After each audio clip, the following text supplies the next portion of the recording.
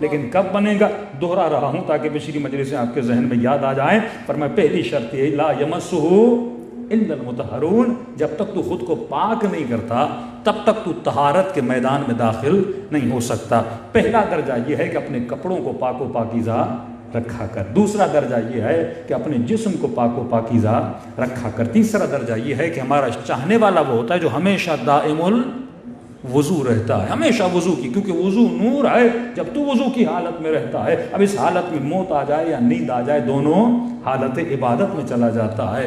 چوتھا درجہ یہ تھا کہ انسان اپنے باطن کو بھی نجاستوں سے پاک کرو۔ اب ظاہری نجاست اگر ہاتھ پہ لگ جائے تو پانی سے مٹ جاتی ہے، لیکن باطن پانی سے نہیں مٹتا، باطن تمہارے عمل سے پاک ہوتا ہے۔ میں نے مثال دی کہ ہر چیز کی خوراک ہوتی ہے، جسم کا کھانا ہے، جب بھوک لگتی ہے تو جسم کو کھانے کی ضرورت ہے، اگر صحیح سالم غذا نہیں ملے گی تو جسم گندی غذا کی طرف جائے گا۔ آپ سفر میں جائیں، آپ کو کوئی ہوٹل نہیں مل رہا لیکن 2 دن سے آپ نے کھانا نہیں کھایا، آپ کو جو ملے گا آپ کھاؤ گے، کیونکہ آپ کو بقا چاہیے، آپ کو بچنا ہے، جسم کو فاسد ہونے سے بچانا ہے، لہٰذا اس پیٹ میں کچھ نہ کچھ ڈالو گے۔ اس طرح جتنے تمہارے 7 اعضاء ہیں ان کو بھی خوراک کی ضرورت ہے، کھانے کی ضرورت ہے۔ آنکھوں کی خوراک تصویریں ہیں، کانوں کی خوراک آوازیں ہیں، پیٹ کی خوراک کھانا ہے۔ لیکن جس طرح تمہارے سامنے 4 کھانے پڑے ہوئے ہوں، مثلا ایک گوشت بکری کا ہے، ایک گوشت کتے کا ہے، دونوں خوراکیں ہیں، دونوں پیٹ میں جانے کی قابلیت رکھتی ہیں، لیکن اسلام کہتا ہے وہ کھانا جس سے تمہارے جسم کو شفا ملے، جس سے تمہارے جسم پہ اچھے اثرات ہوں۔ تو شریعت کھانے سے منع نہیں کرتی، شریعت حدود بناتی ہے۔ صراط المستقیم کا مطلب یہ ہے ہم تجھے چلنے سے منع نہیں کرتے، لیکن ہم تجھے راستہ بھی دیتے ہیں کہ تجھے کس راستے پہ چلنا ہے۔ ہم تجھے کھانے سے منع نہیں کرتے، لیکن ہم تجھے بتاتے ہیں تجھے کیا کھانا ہے۔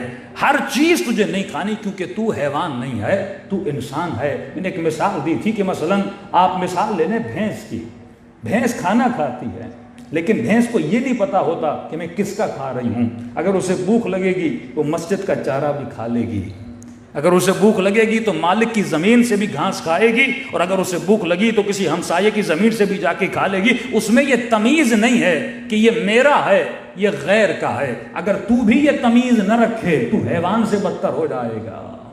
فَلْيَنْظُرُ الْإِنسَانُ إِلَىٰ طَعَامِهِ، تو دیکھ کر کھا کہ اپنا کھا رہا ہے یا کسی اور کا حق کھا رہا ہے، کیونکہ میں نے تجھے صاحب عقل بنایا ہے، میں نے تجھے صاحب شعور بنایا ہے۔ تو انسان میں کھانے سے نہیں روکتا، لیکن میں تجھے تمیز سکھاتا ہوں کہ کھانا کون سا کھانا ہے، کب کھانا ہے، کتنا کھانا ہے، یہ تجھے شریعت بتاتی ہے۔ اسی طرح آنکھوں کی خوراک تصویریں ہیں۔ ایک تصویر ہے کربلا کی، ایک تصویر ہے حرم امام رضا کی، ایک تصویر ہے کسی گندی بدحجاب خاتون و بے حیا خاتون کی۔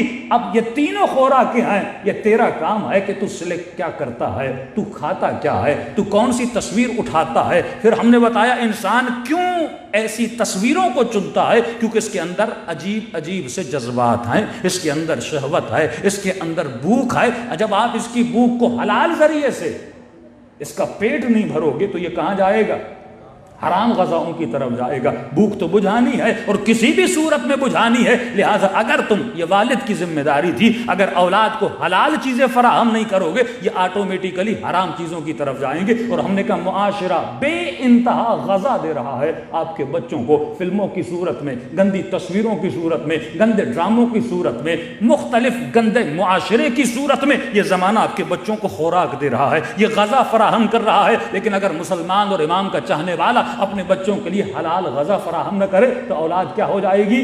گمراہ اور تباہ و برباد ہو جائے گی۔ فرمایا اسی طرح ہاتھوں کی غذا ہے، کانوں کی غذا ہے۔ اگر وہ میوزک بنا بنا کر، گانے بنا بنا کر اس سے خوراک دے رہے ہیں تو تو اپنے بچوں کی کون سی خوراک دے رہا ہے؟ تو لہٰذا اچھی خوراک دے گا تو اولاد اچھی بنے گی، بری خوراک دے گا تو اولاد بری بنے گی۔ تو یہ چوتھا درجہ تھا کہ انسان اپنے باطن کی طہارت کو بھی کیا کرو؟ پاک کرو۔ اب کسی نے اگر اعضاء کو پاک کر دیا، مثلاً اپنے ہاتھ سے ظلم نہیں کیا، چوری نہیں کی، رشوت نہیں لی، پیٹ میں حرام کا لقمہ نہیں ڈالا، امام زمانہ کا بھی حق ادا کیا، خمس بھی ادا کیا، آنکھوں سے نامحرم کی طرف دیکھا نہیں، ان آنکھوں میں حیا کو پیدا کیا، اب یہ درجہ اگر آ گیا آپ ایمان کے چوتھے درجے پر آ جائیں گے۔ پانچواں درجہ یہ ہے کہ انسان جب اعضاء پاک ہو گئے تو اپنے قلب کو بھی پاک کرو۔